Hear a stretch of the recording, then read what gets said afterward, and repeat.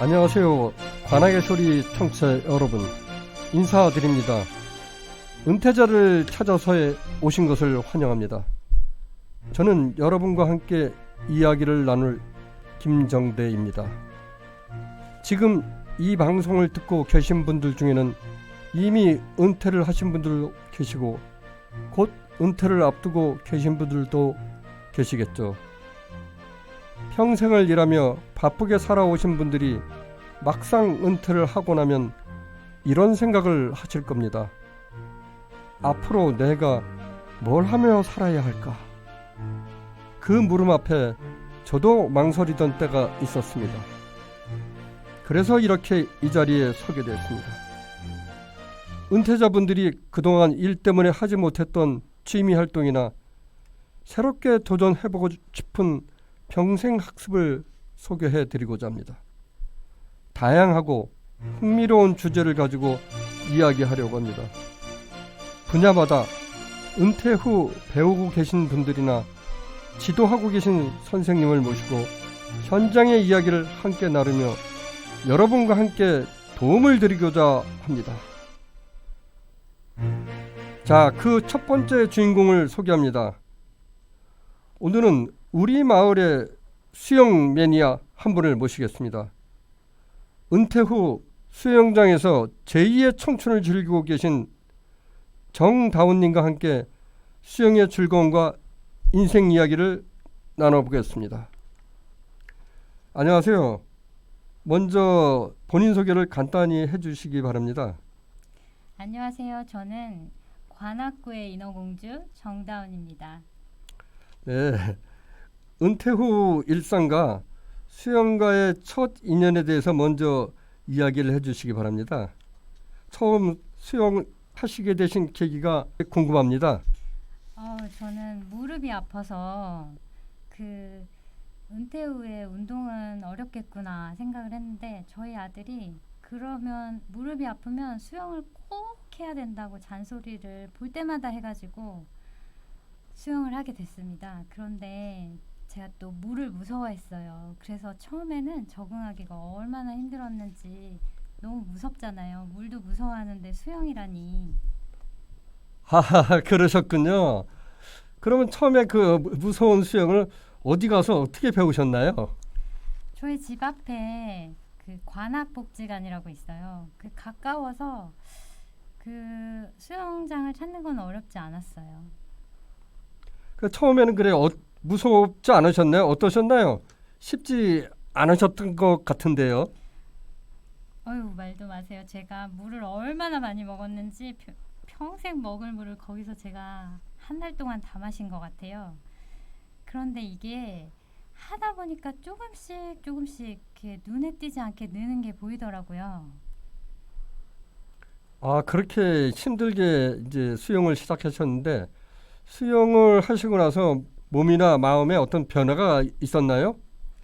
일단은 제가 무릎이 아파서 시작을 했으니까 이게 무릎이 얼마나 안 아플 수 있나 궁금하긴 했는데 이게 순식간에 무릎이 낫지는 않아요. 그런데 이제 아픈 무릎을 가지고도 물속에서 운동을 하면 이게 무릎 관절에 무리가 전혀 안 가면서도 운동을 하게 되니까 이게 조금씩 나아지더라고요. 제가 이제 수영한 지 5년이 됐는데 무릎이 완전 쌩쌩하게 돌아왔습니다. 그리고 아침에 일찍 일어나서 움직이니까 하루가 너무 길어지고요.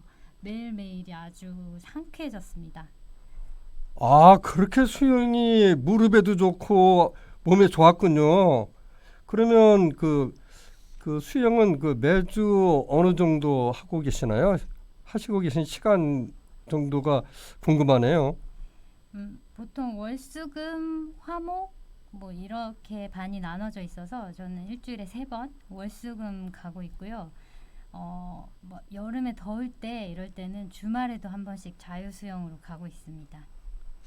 아, 그러면 그 지금은 이제 그때 초보 시절을 지나서 수영을 잘 하시는데 그 수영을 통해서 새로 생긴 친구나 그 어떤 에피소드가 있으면 소개 좀 해주시죠. 그 수영장에 가보면 그 저희 관악복지관 같은 경우에는 오래 다니신 분들이 계세요. 그래서 젊은 친구들부터 90세 저희 언니들까지 왕언니들까지 수영을 하신단 말이죠. 그래서 세대 간에 허물없이 친구가 될 수 있습니다. 그래서 저는 20대 친구도 있고요. 90대 친구도 있습니다. 그래서 뭐 수영 끝나고 한 번씩 커피도 마시러 가는데 이런저런 세대 벽이 없이 어울리다 보면 그 사는 게 정말 재밌다는 생각이 듭니다. 아, 그러시군요. 그러면 그 건강도 좋아지고 또 건강 위에 또 어떻든 그 여러 같은 그 수영 친구들을 통해서 어떤 기쁨도 느끼시고 그런데 수영을 통해서 느끼신 그 삶의 교훈 같은 게 있나요? 한 말씀 해주시죠. 건강이 무엇보다 중요하다고 생각하는데요. 저희가 수명이 길어지면서 뭐 100세 시대 이런 말이 있잖아요. 그래서 저희 수영장의 90대 왕언니를 보면서 그렇게 물개같이 잘 헤엄치는 모습을 보면 나도 이렇게 꾸준히 수영을 하면은 90세까지 건강할 수 있겠다. 100살까지도 안 아프게 지낼 수 있지 않을까라는 기대감이 듭니다. 그래서 꾸준히 건강을 관리할 수 있다는 그 저의 성실함과 이런 또 건강한 에너지 그런 것에서 큰 기쁨을 느끼고 있습니다. 아, 수영이야말로 정말 좋은 운동이네요. 그러면 현재 오늘 이 방송을 듣고 계신 분들 중에서 수영을 할까 말까 망설여진 분들도 계실 것 같습니다. 그런 분들에게 수영을 하면 좋다는 그 추천의 말씀이나 조언을 하신다면 어떤 말씀을 하실까요? 제가 60세에 수영을 시작해서 지금 65세에 아주 수영을 잘하게 됐는데요. 아예 안 하는 것보다는 늦게라도 시작하는 게 100번 낫다고 생각합니다. 망설이지 마시고 시작해 보시죠. 혹시 수영을 하다가 초보자들이 조심해야 할 점 같은 게 있나요? 나이가 들어서 수영을 시작한다면 수영하기 전에 준비 운동을 꼭 하시고 그 다음에 샤워하고 나가실 때 오일 같은 거를 쓰시는 분들이 있어요. 비누 같은 것도 비눗물이 남아 있어서 바닥이 미끄러울 때가 있거든요. 그럴 때 조심해야 미끄러지면 큰 사고가 납니다. 그래서 미끄러지지 않게 항상 조심하시고 그 두 개만 주의하시면 될 것 같아요. 네, 정다운 선생님 오늘 나와주셔서 좋은 말씀 참 감사합니다. 선생님 앞으로도 수영에 계속 발전하시기를 기대하겠습니다. 네, 감사합니다.